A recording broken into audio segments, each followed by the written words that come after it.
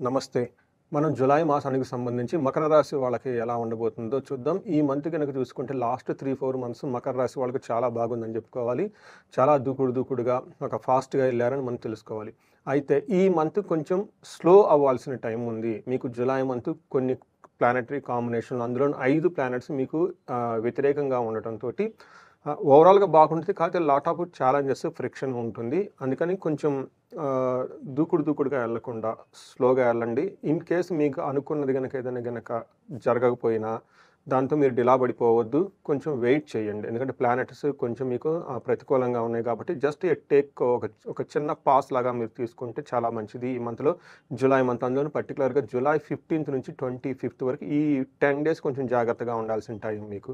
మనం డీటెయిల్స్ గనుక చూసుకుంటే మకర రాశిలో మీకు ఉత్తరాషాఢ 2, 3, 4 పాదాలు, శ్రవణం 1, 2, 3, 4 పాదాలు, ధనిష్ట 1, 2 పాదాలంతా మనకి మకర రాశిలో ఉంటాయి. పేరు బలం గనక మనం చూసుకుంటే వీళ్ళకి జో, జా, జీ, జూ, జే, జో, ఖా, గా, ఘీ లెటర్స్ అంతా కూడా ఇందులో ఉంటాయి. ఈ అక్షరాలు లేదంటే మోర్ ఆర్ లెస్ ఇదే పేరుతో, ఇదే సౌండ్‌తో గనక వేరే వాళ్ళ పేరున్నా గానీ మకర రాశి కింద వస్తారు. మనం గ్రహ స్థితి గనక చూసుకుంటే ఈ మాసం వీళ్ళకి 2 ప్లానెట్స్ ముఖ్యమైన ప్లానెట్స్ మారుతున్నాయండి. ఒకటి సూర్యుడు, రెండోదొచ్చేటప్పటికి శుక్రుడు మారుతూ ఉన్నారు. సూర్యుడు వీళ్ళకి కర్కాటక రాశిలో నుంచి సంచారం ఉందండి. అలానే శుక్రుడు వచ్చేటప్పటికి వృషభ రాశిలో సంచారం ఉంది. ఈ యొక్క 2 గ్రహాలలో శుక్రుడు చక్కగా యోగ్యతనిస్తున్నాడు. కానీ శుక్రుడు, బుధుడు సూర్యుడు, బుధుడు కూడాను అంత సరైన యోగ్యతనివ్వట్లేదు. దాంతో పాటు కుజుడు, దానితో పాటు కేతువు 2 కలిసున్నారు. ఈళ్ళు 7వ స్థానంలో, 8వ స్థానంలో ఉండటంతోటి అందులోను గురువు వీళ్ళకి అంత అనుకూలమైన పొజిషన్‌లో లేరు గాబట్టి కొంచెం ఈళ్ళకి ప్రతికూలమైన వాతావరణ పరిస్థితులున్నాయని మనం తెలుసుకోవాలి. మన డీటెయిల్స్ గనక చూసుకుంటే ఇందులో పోయే ముందు మీ అందరికీ ఒక రెమెడీ ఏమంటే ఈ రెమెడీస్ ఇప్పుడు నేను చెప్పబోయే రెమెడీస్ ఎలాంటి నక్షత్రం ఉన్న వాళ్ళైనా గానీ, ఎలాంటి రాశి వాళ్ళైనా ఫాలో అవ్వచ్చు. చక్కగా గురు పూర్ణిమ వస్తుందండి 10థ్‌న. ఇది చాలా ముఖ్యము. పర్టిక్యులర్‌గా మకర రాశి వాళ్ళకి. ఎందుకంటే గురువు మీకు అంత అనుకూలంగా లేరు గాబట్టి, ఈ గురు పౌర్ణమి చక్కగా మీరు మీకు ఉన్న చదువు చెప్పిన టీచర్‌లని కానివ్వండి, లేదంటే మీరు ఫాలో అయ్యే గురువులను కానివ్వండి, మఠాలు గానివ్వండి, ఆశ్రమాలు గాని ప్లాన్ చేసుకోండి. ముందుగానే 3, 4 డేస్ నుంచి ముందుగానే చక్కగా అది మైండ్‌లో పెట్టుకొని 10థ్ డేట్‌ని తదనుగుణంగా మీరు చక్కగా ప్లాన్ చేసుకుంటే, ఈ గురువు మీకు అనుకూలంగా లేకపోయినా గానీ, పిల్లల విషయంలో, చదువు విషయంలో, ధనం విషయంలో చాలా అభివృద్ధి ఉంటుంది. ఇంకొకటి ముఖ్యమైనదేమంటే, మనకి 29వ తారీఖు జూలై 29 మనకి శ్రావణ మాస పంచమి వస్తుంది. దీనిని నాగుల పంచమి అని కూడా అంటారు. ఈ నాగుల పంచమి రోజున ఎవరికైతే పిల్లలు కావాలనుకోని కొన్ని రోజులుగా వెయిట్ చేస్తున్నారో వాళ్ళు ఈ రోజున గనక నాగుల చవితి, నాగుల పంచమి చక్కగా భక్తి శ్రద్ధలతో జరుపుకుంటే వాళ్ళకి మంచి సంతానం వస్తుంది. అంతేకాకుండా తల్లిదండ్రులకి, పిల్లలకి మధ్య ఎప్పుడు గొడవలవుతున్నా, వాళ్ళకి మనస్పర్ధలున్నా గానీ, తల్లిదండ్రులు ఈ రోజు గనక చక్కగా సెలబ్రేట్ చేసుకుంటే నాగుల పంచమి, వాళ్ళ మధ్యలో ఉన్న మనస్పర్ధలన్నీ పోయేసి వాళ్ళ యొక్క వంశం వృద్ధి చెంది వాళ్ళ మధ్య మంచి సత్సంబంధాలు మెరుగుపడతాయని జెప్పేసి మనం తెలుసుకోవచ్చు. సో, ఈ రెమెడీస్‌తో మనం గనక చూసుకుంటే సూక్ష్మ గోచారం, లఘు గోచారం కాన్సెప్ట్ ప్రకారం గనక చూసుకుంటే మనకి సూర్యుడు ఈళ్ళకి 7వ ఇంట్లో ఉండటం వల్ల తీర్థయాత్రలు చేసే అవకాశం ఎక్కువగా ఉంటుంది. ఆహ్, ఆహ్, కుజుడు వచ్చేటప్పటికి కొంచెం ఇబ్బంది కలిగే పొజిషన్‌లో ఉన్నారు. కేతువు గూడా ఇబ్బంది కలిగే పొజిషన్‌లో ఉన్నారు. వీళ్ళకి శారీరకంగా తర్వాత మానసికంగా ఇబ్బందులు గురయ్యే అవకాశం ఎక్కువగా ఉంటుంది. శుక్రుడు చక్కగా యోగ్యతించటంతోటి పుత్రుల ద్వారా చాలా చక్కగా బాగుంటుంది. 7వ ఇంట్లో బుధుడు ఉండటం వల్ల విరోధం, గొడవలయ్యే అవకాశం ఎక్కువగా ఉంది. అంటే ఈ ప్రకారం గనక చూసుకుంటే కొంచెం మీకు ప్రతికూలమైన పరిస్థితులు ఎక్కువగా ఉన్నాయని గమనించుకోవాలి. మనకి 7వ ఇంట్లో సూర్యుడు ప్లస్ ఇతనితో పాటు బుధుడు ఇద్దరు కలిసి ఉండటం వల్ల మనకు మహర్షులు ఏం చెప్తారంటే ఇది అంత అనుకూలమైన పరిస్థితి కాదు. కొంచెం ఛాలెంజెస్ ఉండే అవకాశం ఎక్కువగా ఉంటుంది. ఎలాంటి ఛాలెంజెస్ అంటే మన మహర్షులు ఏం చెప్తారంటే సామంత జన విద్వేష ధారాపీడ సుతామయం ఉత్సాహభంగ కారిణ్యే గోచారస్తే రవే స్థితి అని చెప్తా ఉంటారు. దీని ప్రకారం ఏమంటే మీరు ఉత్సాహంగా ఏదైనా గనక పని చేయాలనుకుంటే మీ చుట్టూ మిమ్మల్ని డిసప్పాయింట్ గురి చేసేవాళ్ళు ఎక్కువ ఉంటారు. అంతేకాకుండా భార్యకి, పిల్లలకి కొంచెము సుతామయం కొంచెము వాళ్ళకి హెల్త్ కాంప్లికేషన్స్ వచ్చే అవకాశం ఎక్కువగా ఉంటుంది. మీ కింద పనిచేసే ఎంప్లాయీస్ తోటి, లేదంటే మీ ఇంట్లో ఉన్న హెల్పర్స్ కానివ్వండి, మెయిడ్స్ కానీ వీళ్ళతో మీకు మనస్పర్ధలొచ్చే అవకాశం ఎక్కువగా ఉంటుంది. వర్కింగ్ క్లాస్ పీపుల్ అయితే మీ కిందకి సబార్డినేట్స్ ఎవరైనా ఉంటే వాళ్ళకి మీకు మనస్పర్ధలొచ్చే అవకాశం ఎక్కువగా ఉంటుంది. ఇన్ కేస్ హోమ్ మేకర్స్ కానీ ఉంటే వాళ్ళు మీ కింద మీ ఇంట్లో పనిచేసే మెయిడ్స్ కానీ వీళ్ళకి గానీ వాళ్ళకి గొడవలొచ్చే అవకాశం ఎక్కువగా ఉంటుంది. ఇది ఒకటి గుర్తుంచుకోవాలి. అయితే సెవెంత్ హౌస్‌లో ఉన్న సూర్యుడు ఫస్ట్ హౌస్‌లో చూడటంతోటి కొంచెం టైర్డ్‌నెస్ ఫీల్ అయ్యే అవకాశం ఎక్కువగా ఉంటుంది. ఒక రకంగా చూసుకుంటే ఇవి మీకు ఆటంకాలు కలిగిస్తాయి కానివ్వండి, మీ సక్సెస్‌నైతే అడ్డుకునే మార్గంగా సూర్యుడు లేడు అని చెప్పుకోవాలి. అయితే బుధుడు కూడాను మీకు సెవెంత్ హౌస్‌లో ఉండటంతోటి గొడవలొచ్చే అవకాశం ఎక్కువగా ఉంది ఇదే విషయంలో అని గమనించుకోవాలి. తర్వాత మీకు కుజుడు, కేతువు ఇద్దరు 8వ ఇంట్లో ఉండటం వల్ల జ్యోతిష శాస్త్రం ప్రకారం 8థ్ హౌస్‌లో కుజుడు ప్లస్ కేతువు కలిసి ఉండటం అంత మంచిది కాదు కాంబినేషన్ అని మనకు చెప్తారు. జనరల్‌గా కేతువు కూచ అంత మంచి కాంబినేషన్ కాదు. లాస్ట్ టైమ్ ఫ్లైట్ యాక్సిడెంట్ ఏదైతే జరిగిందో మనం చూసుకున్నాం గదండీ! ఇది ఈ కాంబినేషన్ కరెక్ట్‌గా జాయిన్ అయినప్పుడే ఆ సంఘటన జరిగింది. ఇది మీకు 8థ్ హౌస్‌లో ఉండటంతోటి కొంచెం జాగ్రత్తగా ఉండాలి. ఏ విషయంలో జాగ్రత్తగా ఉండాలంటే ప్రవాస కార్య సానిహాద్ కసారోగ పీడనం స్థాననాశ రుణచ్ఛేదః అష్టమస్తే ధారాసుతే అని మనకు సంస్కృతంలో మహర్షులు చెప్తారు. అంటే ఈ ప్రకారం గనుక చూసుకుంటే మీకు దగ్గు వచ్చే అవకాశం ఎక్కువగా ఉంటుంది. ఫారిన్ ఎళ్ళాలి. ఇక్కడ ఉన్న ప్లేస్‌లో కాకుండా కొంచెం దూర ప్రాంతాలు వెళ్ళే అవకాశం ఎక్కువగా ఉంటుంది.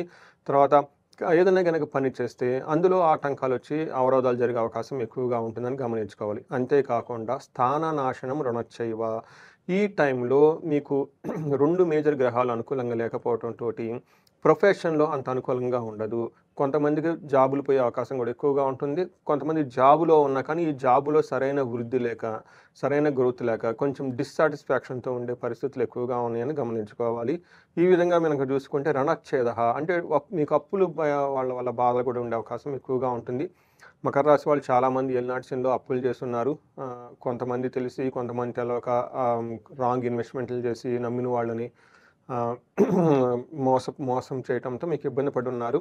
అయితే అలాంటి వాళ్ళు ఇంకెవరైనా గనక ఉంటే మీకు ఆదాయ వనరులు పెరిగినప్పటికీ కానీ మీరు అంతకుముందు చేసిన రుణ బాధలు ఎక్కువగా ఉండటంతోటి వాళ్ళు మిమ్మల్ని ఇబ్బంది పెట్టే అవకాశం ఎక్కువగా ఉంటుంది. సో, ఈ ప్రకారంగా మీరు ముందుగా గమనించుకొని ఫైనాన్షియల్‌గా ఇబ్బంది ఉండే అవకాశం ఎక్కువగా ఉంది కాబట్టి ఎక్కడైనా ఫైనాన్షియల్ కమిట్మెంట్స్ ఉంటే వాళ్ళకి కమిట్ అయ్యే ముందు 1కి 2 సార్లు డేట్స్‌లు టైం అంతా చూసుకొని కొంచెం టైం తీసుకొని ఎక్కువగా కమిట్ అయితే డేట్ మీకు చాలా కంఫర్టబుల్‌గా ఉంటుంది. వీళ్ళకి 11వ ఇంట్లో కుజుని యొక్క దృష్టి ఉండటం వల్ల అది చాలా మంచిది అని చెప్తారు. 3వ ఇంట్లో కుజుని యొక్క దృష్టి ఉండటం కూడా మంచిది అని చెప్తారు. అంటే ఈ కాంబినేషన్ మీకు కొంతలో కొంత మంచి కూడా చేస్తుంది. ఒకటి ధన ప్రవాహంగా ఏదైనా పని గనుక చేస్తే సక్సెస్ అయ్యే అవకాశం ఎక్కువగా ఉంది. సో, ఈ ప్రకారంగా 4 ప్లానెట్లు మనం గనుక చూసుకున్నాం. ఇప్పుడు ఇంకొక ముఖ్యమైన ప్లానెట్ శుక్రుడు అని చెప్తాడు. శుక్రుడు వీళ్ళకి 5వ ఇంట్లో ఉండటం వల్ల ఇది ఒక మంచి పొజిషన్ అని చెప్తారు. 5వ ఇంట్లో ఉండి 11థ్ హౌస్‌ని చూడటం వల్ల అగైన్ ఇది చాలా బావుంటుంది. ఏ ప్రకారంగా బాగుంటుందంటే మన మహర్షులు ఏం చెప్తారంటే దాసీభృత్య జనలాభః నిత్యముష్టాన్న భోజనం ధనధాన్యాభి అభిష్టార్థః పంచమస్తే శుక్ర భవేత్ భృగో భవేత్ అని మనకి సంస్కృతంలో చెప్తారు. దీని ప్రకారం గనక చూసుకుంటే మనం ఇందాక మీ కింద పనిచేసే ఎంప్లాయీస్‌కి మీకు గొడవలయ్యే అవకాశం, మిస్‌అండర్‌స్టాండింగ్‌లు వచ్చే అవకాశం ఉందని చెప్పుకున్నాము. కానీ శుక్రుడు ఉండటంతోటి అవి వచ్చినా గానీ సమసిపోయి మళ్ళా ఒక ప్రోగ్రెస్ ట్రాక్‌లో వెళ్ళిపోయే అవకాశం చాలా ఎక్కువగా ఉంటుంది. సో, వీళ్ళకి నిత్యం మృష్టాన్న భోజనం చక్కగా ఈళ్ళు భోజనం చేస్తూ టయానికి అనుకున్న పనులన్నీ అనుకున్న విధంగా చేసుకుంటూ అట్రాక్టివ్‌గా మంచి మంచి పనులు చేస్తూ చక్కగా బాడీ లాంగ్వేజ్ ఉండి మంచి మంచి బట్టలేసుకుంటూ డిగ్నిఫైడ్‌గా ఉండే అవకాశం ఎక్కువగా ఉంటుంది. ధనధాన్య అభిష్టార్థ సిద్ధిః ఫైనల్‌గా శుక్రుడు ఇప్పటిదాకా మీరు కష్టాలు పడినా అనుకున్న పనులు అనుకున్న విధంగా ఏదో విధంగా చక్కగా చేసుకుంటూ వెళ్ళిపోతూ ఉంటారు. ఇది మనం అంతేకాకుండా వీళ్ళకి 11థ్ హౌస్‌లో దృష్టి ఉండటంతోటి లేడీస్ ద్వారా ఉపయోగం కలిగే అవకాశం ఎక్కువగా ఉంటుంది. అదే స్త్రీలైతే జెంట్స్ ద్వారా వీళ్ళకి ఉపయోగం కలిగే అవకాశం ఎక్కువగా ఉంటుంది అని మీరు గమనించుకోవాలి. సో, ఈ ప్రకారంగా మేజర్ యొక్క గ్రహాలు గురించి మనం చెప్పుకున్నాం.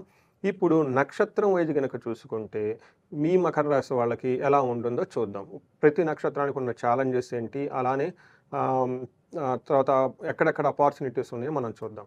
ఇప్పుడు మీరు ఉత్తరాషాఢ, శ్రావణ, ధనిష్ట 3 నక్షత్రాలు ఇందులో ఉంటాయి. మీరు ఉత్తరాషాఢ నక్షత్రం గనక చూసుకుంటే వీళ్ళకి రాజ్య లాభము తర్వాత ఎక్కువగా కనిపిస్తుంది. అంటే ప్రమోషన్స్ వచ్చే అవకాశం ఎక్కువగా ఉంటుంది. అయితే ఛాలెంజెస్ ఏమేమి కనిపిస్తున్నాయి అంటే దరిద్రము, భయము, రోగము, హెల్త్ కాంప్లికేషన్స్ ఎక్కువగా చూపిస్తూ ఉన్నాయి.